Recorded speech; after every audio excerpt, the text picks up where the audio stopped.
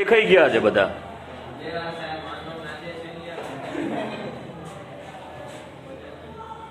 ચલો દાખલા number 12 chapter 5 ની અંદર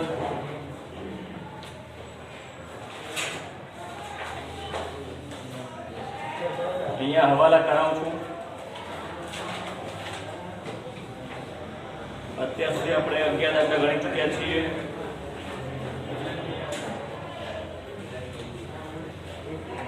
દાખલા નંબર 12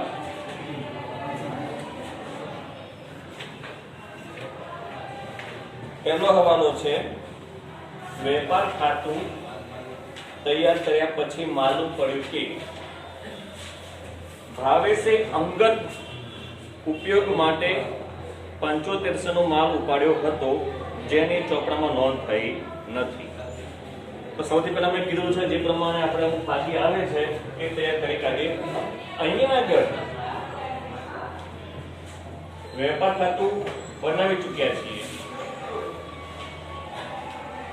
અને એનો નફો આપેલો છે. જે જમા બાજુ લખ્યું છે આપણે વેપાર ખાતું 5,70,000. તો અહીંયા આગળ આપણે સુધારેલું વેપાર ખાતું બનાવવાનું છે. તો એ નફાને જમા બાજુ લખીશું આપણે 12 લાવ્યા. વેપાર ખાતામાં વેપાર ખાતું ના લખાય.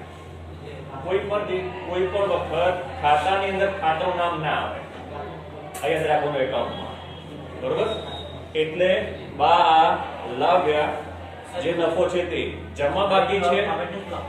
શું ખરીદી માઈનસ પરત આવે એ આમાં નહીં લખવાનું કારણ કે અહીંયા નફો આપેલો છે એટલા માટે. બરોબર? નફો છે 5,70,000.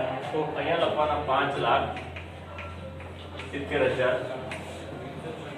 બરોબર? પછી અહીંનું જે ફોર્મેટ એ લખી નાખીએ આપણે મૂડી ઉપાડ લેણદાર દેવાદાર. બરોબર? કેટલા આપણી મૂડી કેટલી છે? 7,50,000. ઉપાડ 45,000. લેણદાર 3 લાખ 3 લાખ છે ને? બરોબર? જોજો કે ભૂલ ના થાય. હા, વેપારી એટલે લેણદાર 3 લાખ. બરોબર? પછી દેવાદાર 2,25,000. ચલો આટલી વિગતો અંદર છે. હવે હવાલો જોઈએ. તો પહેલા શું કીધું છે કે વેપાર ખાતું તૈયાર કર્યા પછી ખબર પડી કે ભાવેશ એટલે માલિક અંગત ઉપયોગ માટે 7500 નો માલ ઉપાડ્યો હતો જેની ચોપડામાં નોંધ થઈ નથી. તો હવે આનો મતલબ શું થયો કે ખરીદીમાંથી માઇનસ કરવા. પણ અહીંયા આપણે ખરીદી આપી નથી.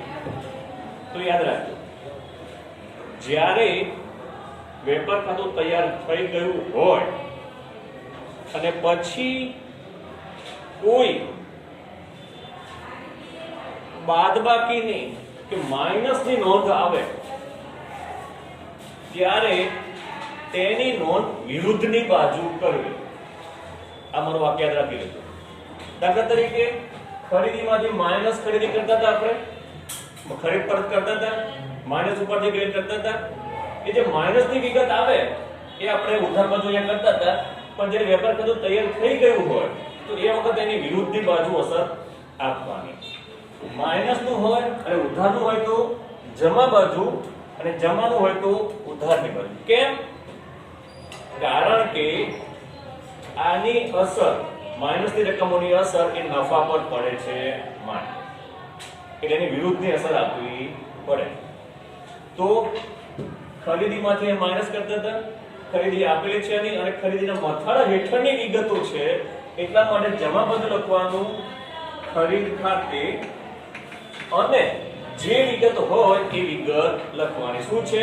ઉપાડથી ગયેલ માલ. બરોબર? તો અહીંયા લખીશું આપણે ઉપાડથી ગયેલ માલ કેટલો છે? 7500.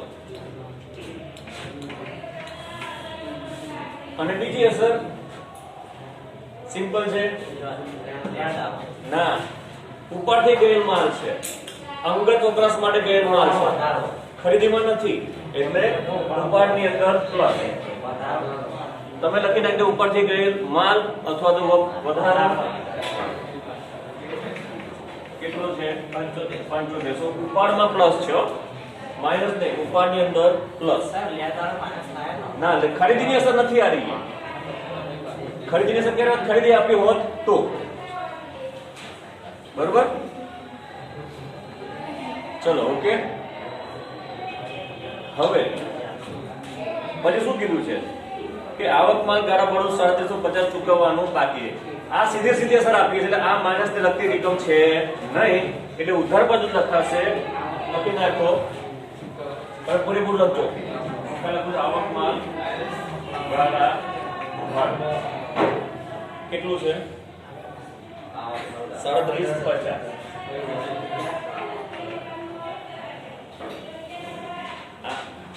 ચૂકવવાનો બાકી ખર્ચ છે, અને કોઈ પણ ચૂકવવાનો બાકી ખર્ચ હોય એને આપણું દેવું કહેવાય. દેવું ક્યાં લખાય છે? મૂડી અને દેવા બાજુ. તો એ નીચે લખી નાખો, ચૂકવવાનું બાકી આવક માલ ગાળા ભરવા. બરોબર? 3750.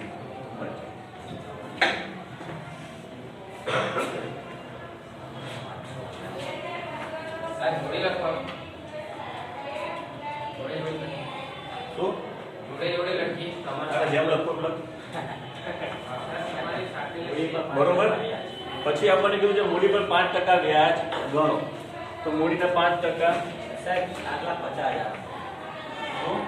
7,50,000. એના 5% કરો. 37,500. કેટલું? 37,500. 37,500. આ એક અસર. બીજી અસર નફા નુકસાનની ઉધાર બાજુ.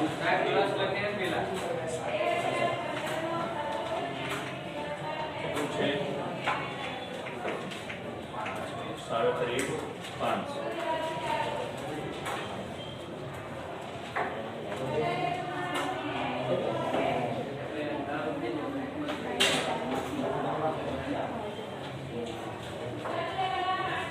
બરોબર.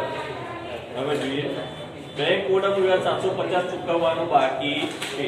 તો તમને બીઓડી આપેલો હશે, કેટલો છે? 18,000.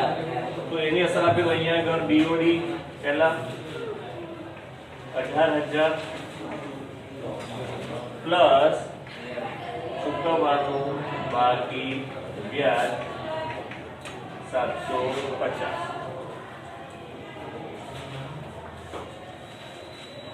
અને આની બીજી અસર નફા નુકસાનની ઉધાર બાજુ.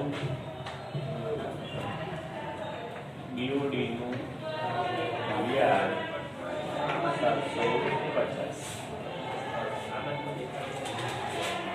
આ બાજુ દેખાય નીચે થોડી સાહેબ આ બાજુ દેખાય દેખાય છે સાચું બોલે.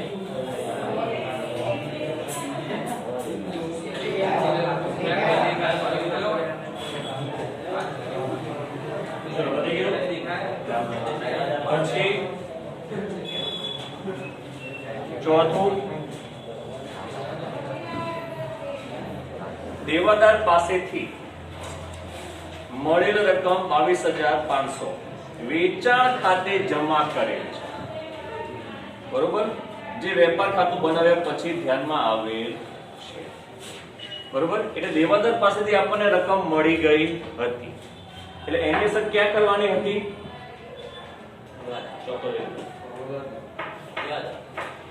દેવાદારોમાં માઇનસ કરવાના હતા, પરંતુ એ આપણે ભૂલથી વેચાણ ખાતે લખી નાખ્યું છે. બરોબર? વેચાણ ખાતે જમા કરેલું છે, તો વેચાણ ખાતે જમા કર્યા હતા એના બદલેની વિરુદ્ધની અસર આપવાની. તો જમાને બદલે લખવાનું ઉધાર બાજુ. બરોબર? તો ત્યાં લખો દેવાદાર પાસેથી મળેલ રકમ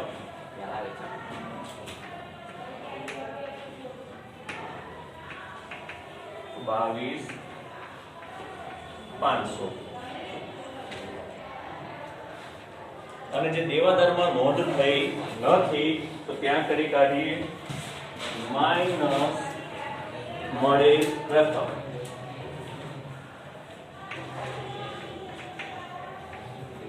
બાવીસ 500.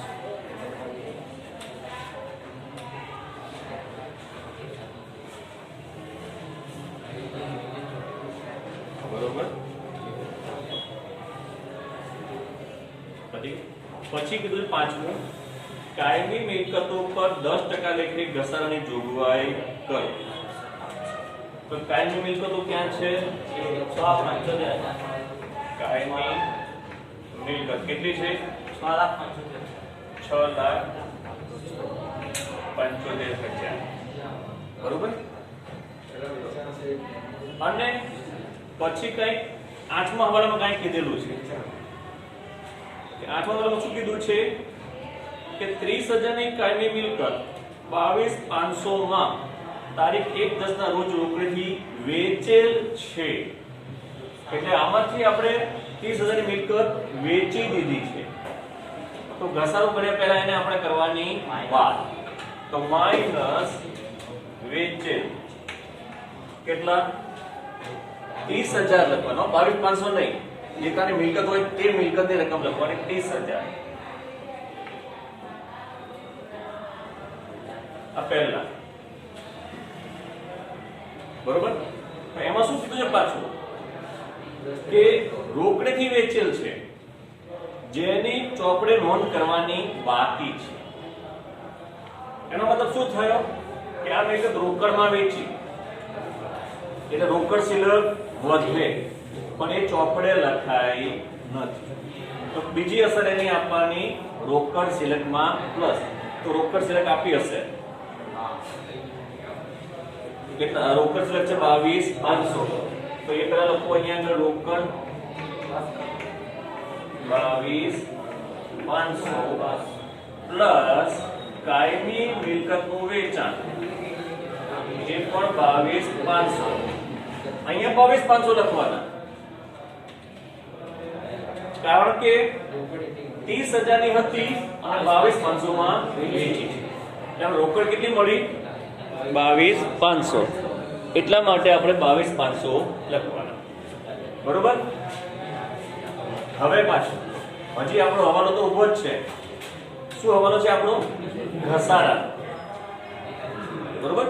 હવે આમાં જે બાદ કરો 6,45,000. બરોબર.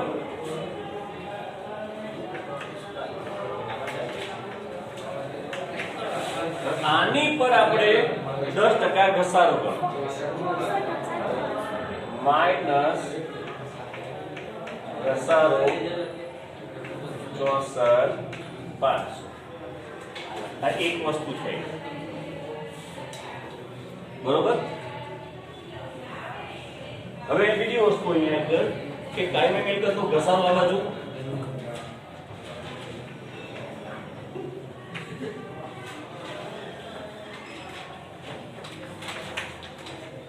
અને બીજી એક વસ્તુ છે કે 30,000 ની મિલકત હતી આપણે. જો તો બીજો પોઈન્ટ 30,000 ની મિલકત હતી કેટલામાં વેચી? 22,500 માં. તો નુકસાન કેટલું થયું? 7,500.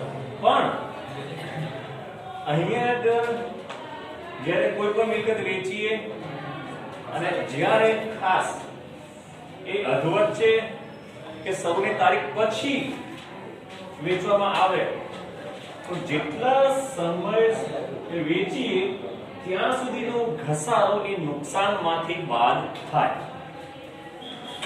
ફરીથી મિલકત ક્યારે વેચીએ છીએ? 1/10. તો 6 મહિના થયા. તો એ મિલકતનો 6 મહિનાનો ઘસારો કેટલો થાય? 30,000 નો 10% લેખે 3,000 અને 6 મહિનાનો ઘસારો 1,500. તો આપણે આગળ જોઈ ગયા ઘસારાની જોગવાઈ. તો આ ઘસારો એ નફામાંથી માઈનસ થાય છે. એટલે આપણે કંપનીમાં રહે છે, આપણી પાસે પેઢીમાં રહે છે એટલે 1,500 રૂપિયા આપણે નફામાંથી મળી ગયા. નુકસાન હતું કેટલું 7500 તો એ 7500 ના નુકસાનમાંથી ઘસારાની રકમ બાદ કરી દેવાની પહેલા એટલે નુકસાન કેટલું ગણવાનું 6000 આ પોઈન્ટ ધ્યાનમાં રાખી લેજો ભૂલાય નહીં બરોબર તો અહીંયા આગળ કાયમી મિલકતના વેચાણનું નુકસાન પહેલા નુકસાન 6000 ગણવાનું એક વસ્તુ અને કાયમી મિલકતનો ઘસારો જેટલો 64500 છે ને એની અંદર આ 1500 ઘસારો પ્લસ કરવાનો એટલે કેટલું આવે છે 66000 તો એ લખવાનું અહીંયા લખો તો લખજો તમે 64500 પ્લસ 1500 એટલે ખ્યાલ આવે આપણને તે 66000 ખ્યાલ આપણને આ ધ્યાનમાં રાખી લેજો નુકસાન વાળો નુકસાન 7500 ના લખતા નહીં તો પાછો જવાબ નહીં આવે તો જો થશે બરોબર ઓકે હવે આ આપણો પૂરો થયો હવાલો ચલો એના પછી છઠ્ઠું નહીં નોંધેલ ઉધાર ખરીદ નહીં નોંધેલ ઉધાર ખરીદી તો એક તો પેલામાં તો નોંધેલ નથી આપણે લખવાની બાકી છે એટલે કસર ત્યાં આપીશું આપણે બરોબર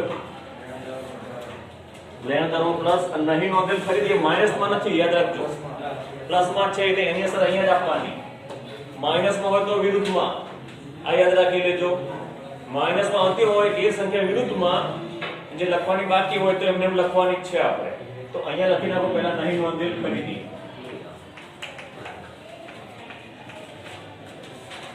કેટલી છે 12000 બરોબર અને બીજી અસર લેણદારોમાં પ્લસ નહીં નોંધેલ ખરીદી 12000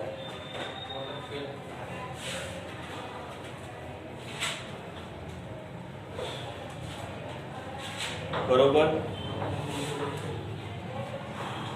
ત્યારબાદ સાતમું આથી બળી ગયેલ માલ 22500 વીમા કંપનીને 90% આપો દાવો મંજૂર કર્યો હવે આ પાછી શું આવે છે 22500 આથી બળી ગયેલ માલ ક્યાં લખાય ખરીદીમાંથી બાદ માઈનસ ના રકમ આવી એટલે લખવાની જમા બાજુ તો અહીંયા લખો આગથી બળી ગયેલ માલ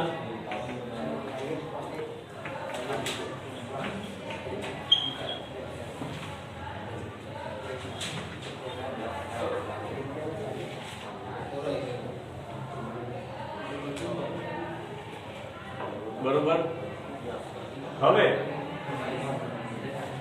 વીમા કંપની કેટલા ટકા રકમ દાવો મંજૂર કર્યો છે 90% તો 22500 ના પાછા 90% કરો 20250 તો એ ક્યાં લખવાના મિલકત દેણામાં વીમા કંપની ખાતે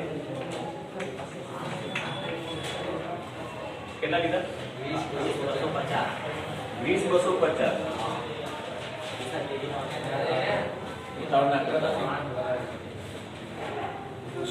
पहली बेंच मास्टर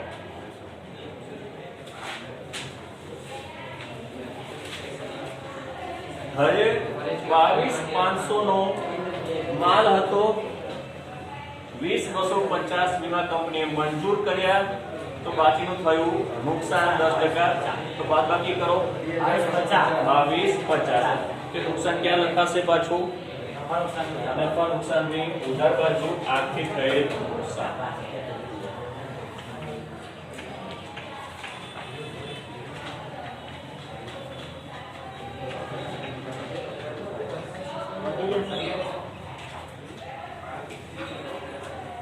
પતી ગયું બરોબર હવે કોઈ ગુપ્તવાનું છે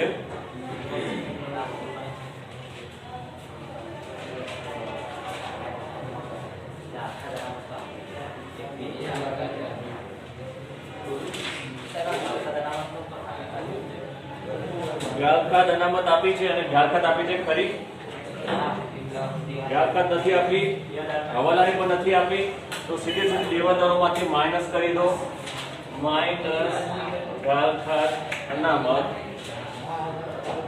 21,000.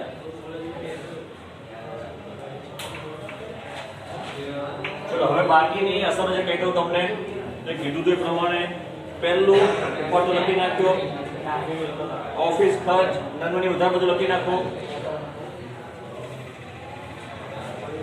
જેને બાકી છે લખી નાખજો.